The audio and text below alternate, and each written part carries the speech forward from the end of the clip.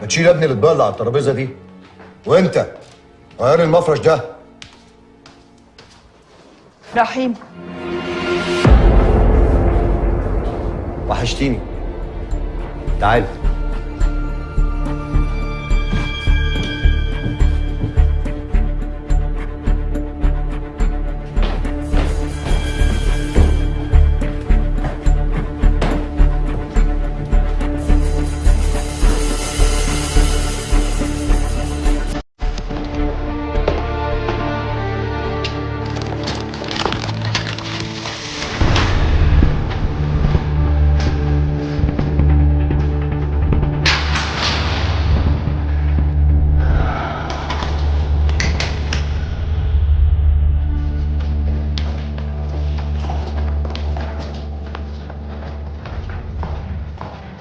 ايه ده؟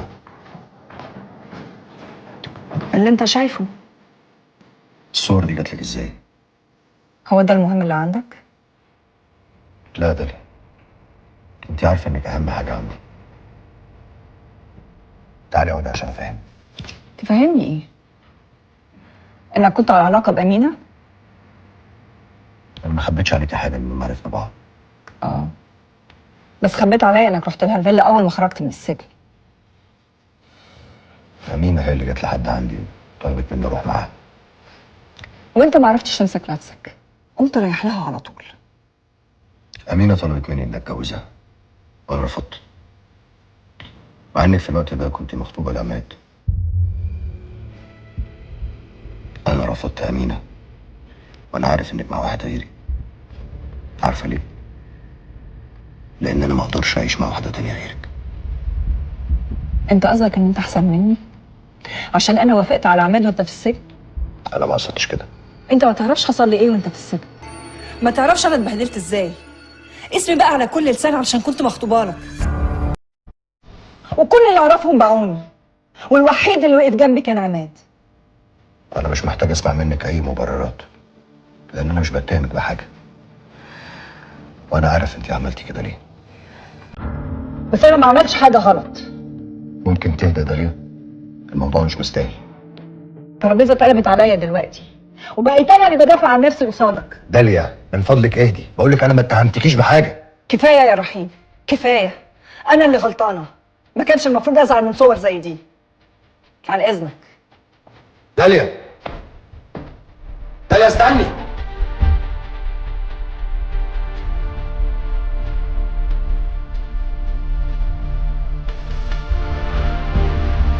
ما تقومي ترقصي. ماشي ازاي؟ ما هو عشان كده لازم تقومي. يلا. ايه ده، علاج جديد بتجربي فيا ولا ايه؟ بالظبط. يلا قومي بقى، يلا. ايه، هقوم ارقص لوحدي؟ يا ستي اطلعي انت بس وشوفي كل الناس هتيجي وراكي. يلا قومي.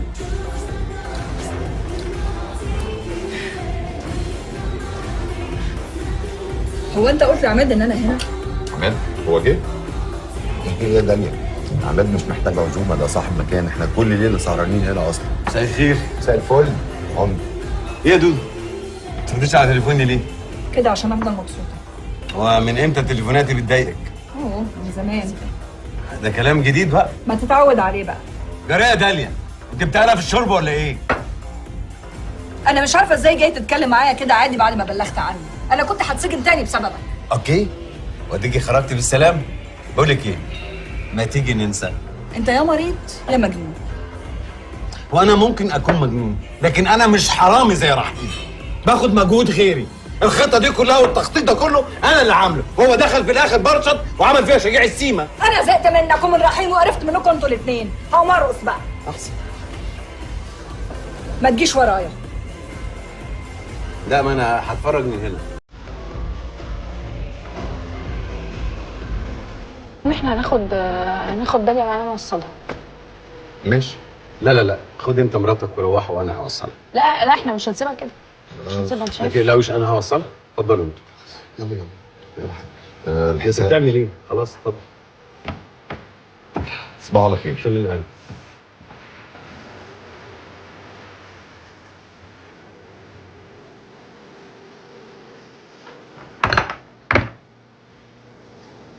انت بتعمل ايه؟ بدور على مفتاح عربيتك. ما هو مش معقول اسيبك تروحي وانت في الحاله دي. لا انا هعرف اروح، بعدين لما تيجي معايا يعني هترجع عربيتك ازاي؟ اخد تاكسي وارجع. ارجع ماشي، هتصرف يعني. المهم اطمن عليكي. داليا، انا بحبك. بحبك قوي. ولو طلت ابقى معاكي كل يوم وكل ثانيه هعمل كده. لو طلت اخش احلامك عشان ما تشوفيش حد غيري. داليا، انت مش عارفه لما بعدت عني كان جرالي ايه. انا كنت عامل زي اللي مجنون. داليا، انا بحبك حب. متاكد ان انت عارفه ان انا بحبك وبتحبيني زي ما بحبك بالظبط، بس ما بتقوليش عشان يفضل حبي ليك يزيد ما يقلش. بس ده غلط يا داليا، غلط. انا حبي ليكي بيزيد كل يوم عن التاني، ونفسي نبقى لبعضنا طول الوقت. ما تشوفيش حد غيري وما اشوفش حد غيرك. ايوه بس ده اسمه حب امتلاك. اوكي، الاتنين فيهم كلمة حب. داليا، حبي ليكي قدر مش هنقدر نفلت منه، لا انا ولا انت. بس ساعات القدر ده بيودينا لنهاية مش سعيدة. مش مهم، مش مهم النهاية تكون عاملة ازاي، المهم نكون مع بعضنا. عماد انا خايفة. حب عماد ما بيخوفش. حب عماد بيطمن وبيحمي. ادي المفتاح.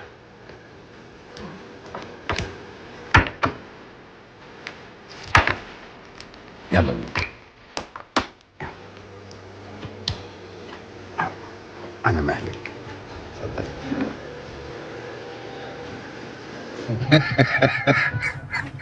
مش ممكن سمير ده، تحس انه مجنون. الله يا عم الروح بطريقه غريبه جدا، انا بستغربه الصراحه.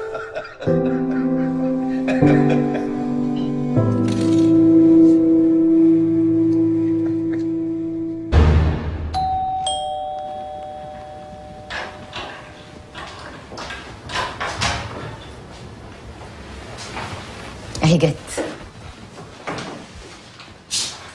داليا يا حبيبتي، ما بترديش ليه على تليفونك؟ اتخضينا عليكي. ما تقلقيش يا ماما انا كويسة. بعد اذنك يا ماما ممكن تسيبينا شوية؟ اوكي.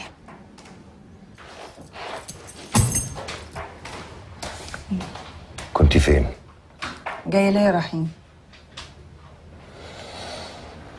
جاي عشان ما ينفعش اسافر وانت زعلانه مني.